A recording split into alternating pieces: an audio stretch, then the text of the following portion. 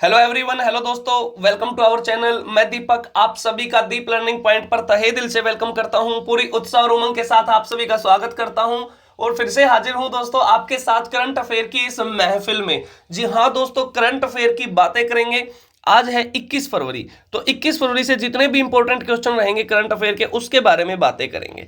ठीक है, क्या कुछ कहानी रहने वाली है। हर रोजाना क्लास आपके पास आ रही है करंट अफेयर की, जिसमें बड़े इंपॉर्टेंट क्वेश्चन मैं आपके लिए लेकर आता हूं और उसमें कुछ स्टैटिक जीके की बातें भी हम करते हैं। तो ये क्वेश्चन बहुत इंपॉर्टेंट रहेंगे आपके, जो आगे आपका एग्जाम आएगा। दिल्ली पुलिस का सितंबर से फॉर्म शुरू हो जाएंगे। 2025 के लास्ट में एग्जाम होगा आपका दिल्ली पुलिस का, लेकिन उसमें करंट अफेयर 2025 की हाल फिलहाल की भी पूछी जाएगी। तो ऐसा ना हो कि उस टाइम पे आप पूरे साल की पढ़ो। इससे अच्छा है कि हर रोजाना 10 से 15 मिनट की एक करंट अफेयर की क्लास आप लिखते चलो, साथ के साथ आप अपडेट भी रहोगे कि कहां पर क्या चल रहा है। इसीलिए हर रोजाना आपके पास क्लास आ रही है करंट अफेयर की। तो चलिए दोस्तों शुरू करते हैं। पहला क्वेश्चन। बड़े लंबे इंतजार के बाद दोस्तों दिल्ली में विधानसभा का रिजल्ट तो काफी दिनों से आ रखा है, लेकिन एक लंबे समय के बाद, कई दिनों के बाद दिल्ली की नई मुख्यमंत्री बन गई हैं। हाल ही में दिल्ली की नई मुख्यमंत्री कौन बनी है? ये बनी है दोस्तों रेखा गुप्ता। कौन बनी है? रेखा गुप्ता दिल्ली की नई मुख्यमंत्री बनी है। और रेखा गुप्ता जी शालीमार बाग से विधायक हैं। शालीमार बाग से विधायक हैं। किस पार्टी से? बीजेपी पार्टी से विधायक हैं। ठीक है, बीजेपी पार्टी से विधायक है। और ये दिल्ली में चौथी महिला मुख्यमंत्री हैं। दिल्ली में चौथी महिला मुख्यमंत्री हैं। लिख लेंगे आप ये भी, दिल्ली में चौथी महिला मुख्यमंत्री हैं। और इवन मैं तुम्हें बताऊं, भारत में अब जहां जहां पे भी भारतीय जनता पार्टी की सरकार है, बीजेपी की सरकार है, वहां पर एकमात्र महिला मुख्यमंत्री है तो यही बनी है दिल्ली की। वरना हर राज्यों में पुरुष मुख्यमंत्री हैं बीजेपी पार्टी से। तो बीजेपी पार्टी की बातें कर रहा हूं मैं, अगर आप मेरी बात को समझ पा रहे हैं तो, कि जहां जहां बीजेपी पार्टी की सरकार है वहां पे महिला मुख्यमंत्री सिर्फ दिल्ली में बनाई गई हैं रेखा गुप्ता। ठीक है, अब दिल्ली में पहली महिला मुख्यमंत्री कौन थी? दिल्ली में पहली महिला मुख्यमंत्री थी दोस्तों सुषमा स्वराज। ठीक है, सुषमा स्वराज। और सुषमा स्वराज इस देश में विदेश मंत्री के पद पे भी रही हैं, विदेश मंत्री भी रही हैं। दूसरी महिला मुख्यमंत्री थी, बहुत लंबा कार्यकाल इनका रहा, दिल्ली के अंदर कांग्रेस पार्टी से थी, शीला दीक्षित। शीला दीक्षित। ठीक है, लगभग 1998 से 2013 तक ये दिल्ली की मुख्यमंत्री रही शीला दीक्षित जी। और तीसरी थी आप पार्टी से, अभी केजरीवाल जी के बाद बनी थी, अतिशी मारलेना। अतिशी मारलेना करके इनका नाम था। ठीक है, और फोर्थ अभी बन गई है दोस्तों रेखा गुप्ता। रेखा गुप्ता, इतनी सी बातें याद रखेंगे। ठीक है, दिल्ली के हाल ही में लेफ्टिनेंट गवर्नर हैं विनय कुमार सक्सेना। विनय कुमार सक्सेना दिल्ली के लेफ्टिनेंट गवर्नर हैं। इतनी सी बातें याद रखेंगे। तो चलिए दोस्तों, पहला क्वेश्चन हो गया। नेक्स्ट क्वेश्चन आपका, भारत रंग महोत्सव 2025 कहां आयोजित किया गया है? ये आयोजित किया गया दोस्तों नई दिल्ली के अंदर। कहां पर? नई दिल्ली के अंदर ही इसका आयोजन किया गया है। नई दिल्ली में कई महोत्सव अभी मनाए गए हैं, जैसे अभी कल परसों क्वेश्चन था आपकी करंट अफेयर की क्लास में कि आदि महोत्सव भी दिल्ली में मनाया गया है। आदि महोत्सव भी दिल्ली में मनाया गया है। ठीक है, उसके बाद आपका पूर्वोत्तर एकता महोत्सव, पूर्वोत्तर एकता महोत्सव भी नई दिल्ली में मनाया गया है। पूर्वोत्तर एकता महोत्सव। ग्रामीण महोत्सव भी नई दिल्ली में मनाया गया है दोस्तों। ग्रामीण महोत्सव, ग्रामीण महोत्सव ये भी नई दिल्ली में मनाया गया है। और नई दिल्ली में वर्ल्ड बुक फेयर भी लगा था। वर्ल्ड बुक फेयर भी लगा था नई दिल्ली में। Bharat tax, Bharat tax TEX, ये टेक्सटाइल वाला था। भारत टेक्सटाइल वैश्विक मेगा कार्यक्रम भी नई दिल्ली में लगा था। ठीक है, भारत ग्लोबल मोबिलिटी एक्सपो भी नई दिल्ली में। भारत ग्लोबल मोबिलिटी एक्सपो का भी उद्घाटन कहां पर किया गया था? नई दिल्ली के अंदर। ये सारी नई दिल्ली की बातें। तो चलिए नेक्स्ट क्वेश्चन आपका हो जाएगा दोस्तों कि हाल ही में प्रसिद्ध तमिल कवि और दार्शनिक तिरुवल्लुवर की प्रतिमा का अनावरण कहां किया गया है? यह किया गया दोस्तों फिलीपींस के अंदर। कहां पर किया गया? फिलीपींस के अंदर। और फिलीपींस की राजधानी क्या है? मनीला है। फिलीपींस की राजधानी क्या है, मनीला है। और मनीला के अंदर किसका हेडक्वार्टर है, मनीला के अंदर दोस्तों एडीबी का हेडक्वार्टर है, एडीबी एशियन डेवलपमेंट बैंक का हेडक्वार्टर है। और एडीबी के नए अध्यक्ष बने हैं, एडीबी के नए अध्यक्ष बने हैं मासातो कांडा, मासातो कांडा एडीबी के नए अध्यक्ष बने हैं। इतनी सी बातें आप याद रखेंगे। नेक्स्ट क्वेश्चन आपका हो जाएगा, फिलीपींस के वर्तमान में राष्ट्रपति कौन है। ये क्वेश्चन मैंने यहां पे ऐड कर दिया है कि फिलीपींस की बातें हो रही तो इसके राष्ट्रपति कौन है।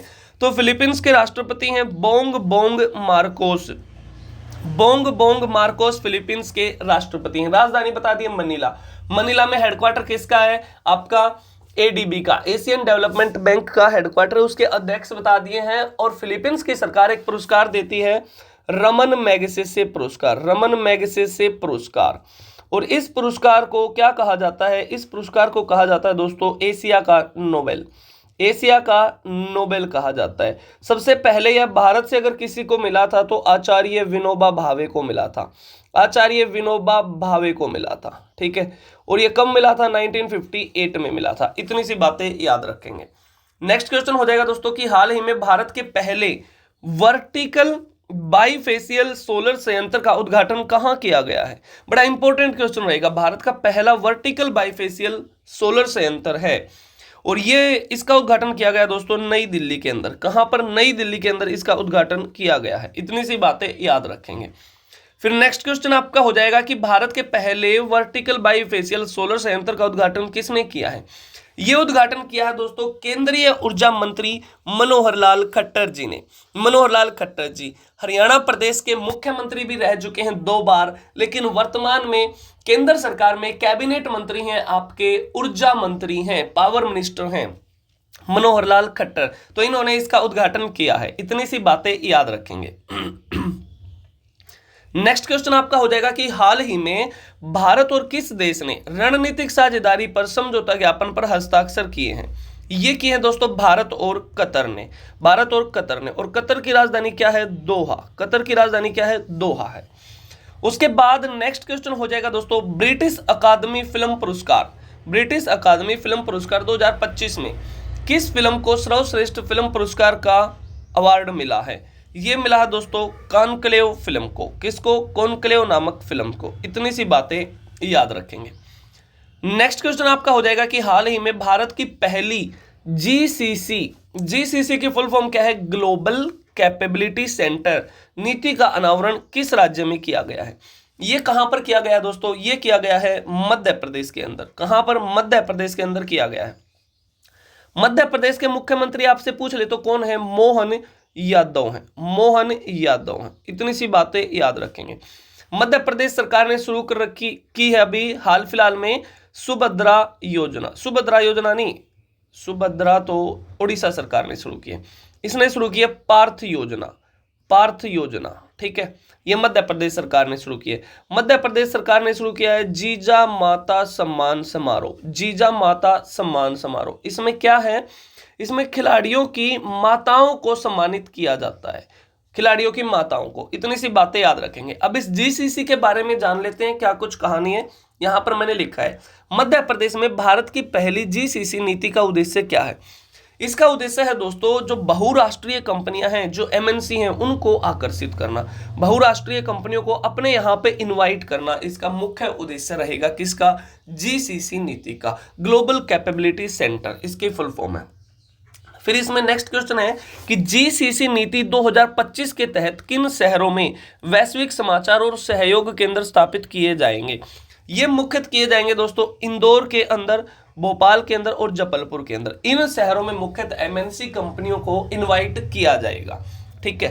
तो चलो नेक्स्ट क्वेश्चन आपका हो जाएगा कि हाल ही में 50,000 वंचित महिलाओं के उत्थान के लिए जी सफल योजना की शुरुआत किस राज्य ने की है। बड़ा इंपॉर्टेंट क्वेश्चन रहेगा। इसकी शुरुआत की है दोस्तों, इस योजना की गुजरात राज्य ने।